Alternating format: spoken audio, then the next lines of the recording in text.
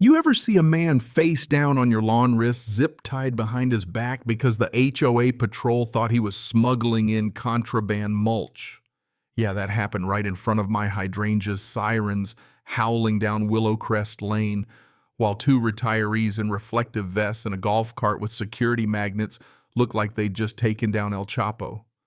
Let me tell you, I live in a neighborhood where a birdhouse can get you fined. A wind chime is a federal offense, and our HOA president, she treats the bylaws like the Ten Commandments and herself like Moses coming down the mountain, only a little meaner and a lot more fond of clipboards. Name's Mason Dwyer. I'm a software architect, plants peace and keeping off the neighborhood. Facebook are my main hobbies, and when I moved to Willowcrest 3 years ago, I thought I'd found quiet suburbia. Online, this place looked like a country club for introverts, pool clubhouse, nice streets, everything trimmed and tidy. What they don't tell you is that moving here puts you under the thumb of Mara Yates' helmet hair smile like a parking boot and a sense of authority that had put a border agent to shame.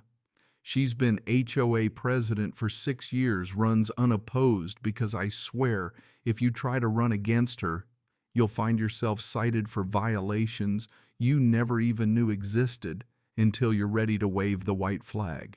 Her counsel is a couple of other retirees, mostly just grateful to have somewhere to be. Dale, ex-mall security, living out his detective fantasies with a ruler and a flashlight. Brenda used to sell essential oils, now patrols the subdivision like she's finally found her true calling in uniform, if a pastel vest counts as a uniform. These folks cruise around in their golf cart acting like the Geneva Convention is at stake every time someone parks a little too close to a stop sign. It started small, like all these stories do. A violation letter about my non-regulation birdhouse, which was literally just a birdhouse. Fined for a wind chime broadcasting non-compliant tones. I got an official warning because Mara spotted my friend's backpacking gear and decided I was operating a campsite.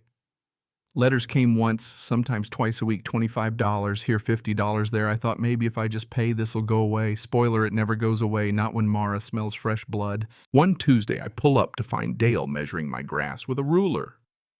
3.2 inches. 3 is the max. Another violation, and when I ask, "Don't you have something better to do?" he slaps me with another citation, this one for hostile conduct toward HOA personnel. $75 for the privilege of sarcasm. A week after that, Brenda's knocking at my door at 7:00 a.m., chipper as can be to inform me my trash cans were visible from the street for 11 minutes past pickup. That's another 50. And then my favorite, when a package of printer ink disappeared, I check my doorbell cam, and there's Dale rifling through my Amazon box like he's with the DEA. He claimed he was inspecting deliveries to prevent contraband. Eventually returned the ink, but by then I'd filed a police report.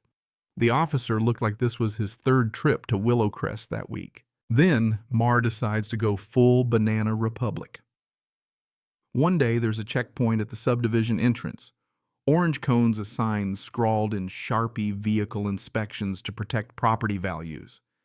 Dale and Brenda waving down cars like they're border patrol looking for unauthorized plants, off-brand patio furniture, or apparently any car that doesn't sparkle. My neighbor's sister got turned away because her van had a bumper sticker Mara called political. And that's how on a muggy Friday my old mentor Judge Rafael Cortez rolls up in his dusty sedan just trying to drop off a book. Let me tell you about Rafael. He's the reason I know what ethics are officiated. My wedding, came to my dad's funeral, and has a federal judge badge that actually means something. But when he shows up, Dale and Brenda don't care, they just see another car to hassle. "Pop the trunk," Dale says, like he's on Cops. Raphael, cool as ever, says he's just visiting and politely declines. Brenda gets red in the face, starts talking bylaws. Raphael explains very calmly that their bylaws don't trump the Constitution. That's when Dale, forgetting this isn't the mall anymore, tries to twist the judge's arm behind his back. And before I know it, they have him face down on my lawn wrist, zip-tied with cable ties. I'm yelling, "Let him go," and Dale threatens to detain me too. Brenda's on her walkie-talkie reporting a possible smuggled succulent subject resisting compliance. Mara Power walks across my grass in her official vest chin, held high eyes blazing with self-importance. As community authority, I am detaining you for refusal to comply with HOA regulations.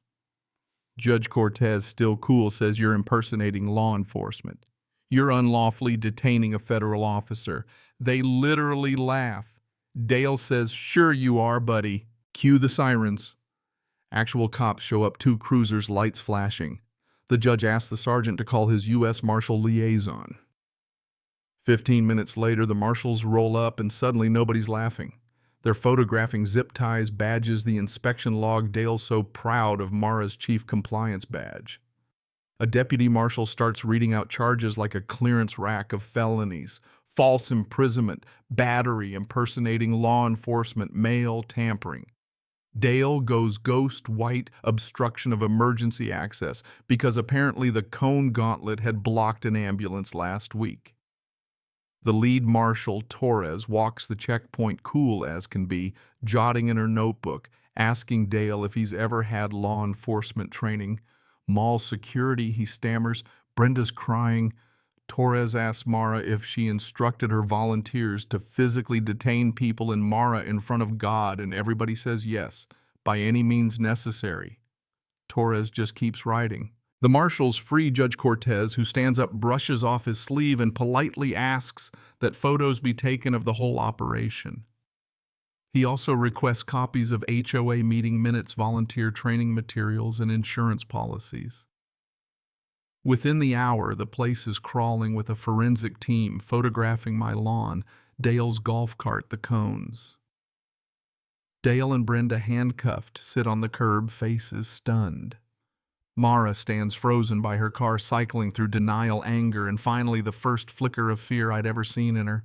Next Tuesday, we get the HOA meeting of the decade. Packed clubhouse neighbors, shoulder to shoulder, waiting for fireworks. Judge Cortez walks in, takes the mic, and gives a little seminar. What's a consent decree? What's a bylaw? What's the actual law? He spells it out slow enough that Mara can't miss it. The room's silent. You can hear Mara grinding her teeth.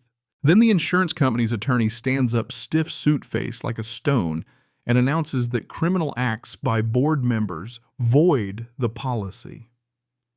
Translation: all legal costs and fines are now personal. The room erupts. Brenda's openly sobbing. Dale tries to resign on the spot, like quitting's gonna save him. When the marshal serves Mara a legal stack thicker than the HOA handbook, someone in the back claps, then everyone claps. Thunder. For once, Mara's speechless. Over the next 3 months, Mara pleads down to a buffet of charges. 18 months probation, 300 hours of community service at a public park, by the way, where you're allowed wind chimes and non-regulation plants. 22 grand in fines, split 3 ways. The worst, she's banned for 10 years from holding any HOA office in the state. When the judge reads the sentence, Mara's face goes red, then chalk white. She can barely stand, her lawyer holding her up. Dale gets 8 months probation and a $5,000 fine. Brenda, who confessed and sobbed through the whole thing, just gets community service. The gallery is all Willowcrest neighbors who came just to see justice done. As Mara's led out, someone whispers, guess the H stands for humiliated now. For once, she's got nothing to say, just tears running down her face as she pushes through the doors. So, yeah, that's how a birdhouse, a clipboard, and some bad judgment turned Willowcrest into a legal circus and finally brought down our little neighborhood tyrant. Makes you think, when does enforcing order become crossing the line? When do rules turn into weapons? I'll never look at reflective vests the same way again. That's for sure. So tell me, where do you draw the line between community rules and personal freedom? Ever seen an HOA or a neighborhood cop take things too far? Drop your wildest HOA story or just your thoughts about justice down below. And if you're as tired of tyrant neighbors as I am, hit subscribe, drop a like, and tell me where you're watching from. I've got plenty more stories where this came from. You know what I mean? Boom.